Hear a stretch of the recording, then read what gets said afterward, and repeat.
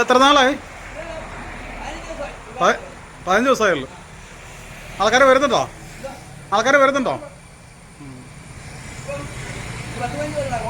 അതല്ലേ? ആ 5000 പഞ്ചായത്തിൻ്റെ.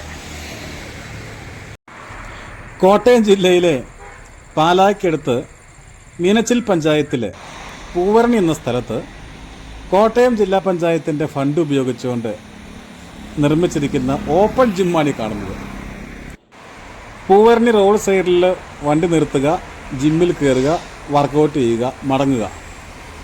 ജനപ്രതിനിധികൾക്ക് അവരുടെ ഫണ്ട് ഉപയോഗിച്ചുകൊണ്ട് നിർമ്മിക്കാൻ പറ്റിയ ഏറ്റവും മാതൃകാപരമായ ഒരു സംവിധാനമാണിത്.